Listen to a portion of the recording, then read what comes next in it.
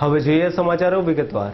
જામનગર જિલ્લામાં જામજોધપુર તાલુકાને રાજ્ય સરકાર દ્વારા દુષ્કાળગ્રસ્ત જાહેર કરતા ખેડૂતોને માત્ર 11% જ પાક વીમો મળતા આજે જામજોધપુર તાલુકાના તમામ ગામોના ખેડૂતો તેમજ યુથ કોંગ્રેસ દ્વારા જાહેર સભા યોજી રેલી કાઢી મામલતદારને આવેદનપત્ર પાઠવ્યું। જામનગર જિલ્લાના જામજોધપુર તાલુકાને દુષ્કાળગ્રસ્ત જાહેર કરેલું છે, જેમાં ખેડૂતો સાથે મસ્કરી કરી હોય તેમ કોંગ્રેસના પૂર્વ સાંસદ વિક્રમભાઈ માડમ તેમજ કોંગ્રેસના કાર્યકરોએ તેમજ ખેડૂતોએ આજે જામજોધપુરમાં જાહેર સભા યોજી હતી, જેમાં મોટી સંખ્યામાં ખેડૂતો પણ હાજર રહ્યા હતા।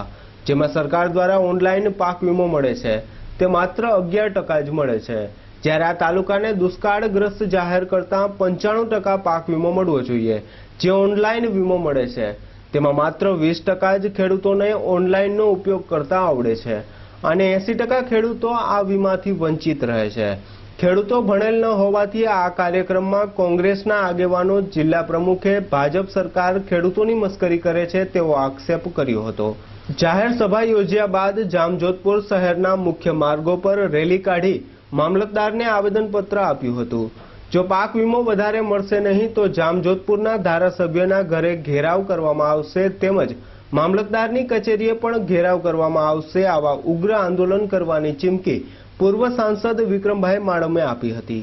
આ સરકારની નીતિની સામે ખેડૂતોએ જોરદાર આંદોલન શરૂ કર્યું છે। એના ભાગરૂપે જામજોધપુર તાલુકાની અંદર ખેડૂતોને મૂર્ખ બનાવવામાં આવ્યા છે। ફક્ત 11% પાક વીમો આ ખેડૂતોની એક ક્રૂર મસ્કરી છે અને 11% પાક વીમો હોય જ ન શકે।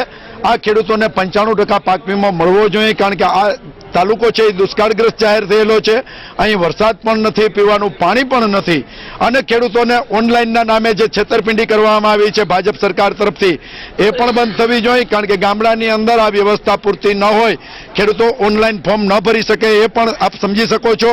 સરકારને અમારી ચેતવણી છે કે હજી સરકારની પાસે પૂરો સમય છે। જો સરકાર આ અમારી ચેતવણીને ધ્યાને લઈ અને ખેડૂતોને પૂરેપૂરો પાક વીમો નહીં આપે તો જામનગર જિલ્લા યુવક કોંગ્રેસના નેજા હેઠળ કોંગ્રેસની તમામ પાંખો, તમામ આગેવાનો આ ખેડૂતો માટે છેટ સુધી લડી લેશે અને ખેડૂતોને ન્યાય નહીં મળે ત્યાં સુધી યુવક કોંગ્રેસ ખેડૂતોના વિવિધ પ્રશ્ને, આ પ્રશ્ન તો છે જ, સાથે બીજા પણ વિવિધ પ્રશ્ને આંદોલન કરી અને જામજોધપુરની અંદર ધારાસભ્યશ્રીને ઘેરાવ કરશે, મામલતદાર કચેરીનો પણ ઘેરાવ કરશે અને જ્યાં સુધી અમને ન્યાય નહીં મળે ત્યાં સુધી કોંગ્રેસની આ લડાઈ ચાલુ